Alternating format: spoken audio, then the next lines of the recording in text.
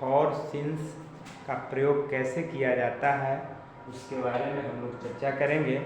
अक्सर बच्चे जो हैं सिंस और फॉर के प्रयोग करने में गलती कर दिया करते हैं। उनको समझ में नहीं आती है बात कि कहाँ सिंस का प्रयोग किया जाए, कहाँ फॉर का प्रयोग किया जाए।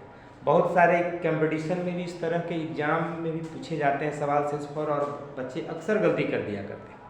तो इस गलती को सुधारने का एक बहुत ही सरल तरीका है। उसमें आपको ज़्यादा कुछ याद करने की ज़रूरत नहीं है।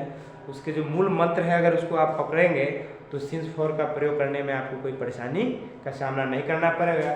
चलिए तो हम बताते हैं कि सिंस और फॉर का प्रयोग कहाँ किया जाएगा। तो फॉर का प्रयोग फॉर का प्रयोग करने के लिए आप केवल ध्यान रखिएगा इस बात का कि संख्या के बाद अगर दिन, घंटा, सप्ताह, महीना और वर्ष रहे तो वहाँ फॉर का प्रयोग करेंगे। एग्जाम्पल के तौर पर राम 2 दिनों से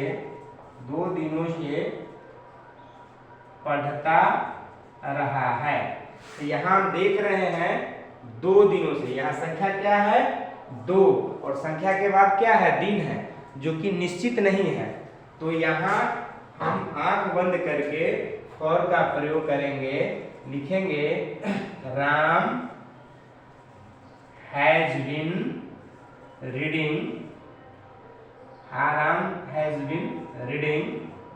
फॉर 2 hours, HOURS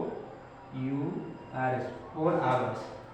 उसी प्रकार और बाकी जो है फॉर का प्रयोग जब हम करते हैं तो केवल दिमाग में बात रखना है कि संख्या के बाद दिन, घंटा, सप्ताह, महीना और वर्ष रहे। और सिंस का प्रयोग हम लोग निश्चित समय यानी निश्चित घंटा का हो दिया हुआ हो, निश्चित सप्ताह दिया हुआ हो, निश्चित वर्ष दिया हुआ हो, निश्चित महीना दिया हुआ हो, तो उस स्थिति में जो है हम लोग सिंस का प्रयोग वाक्य के साथ करते हैं।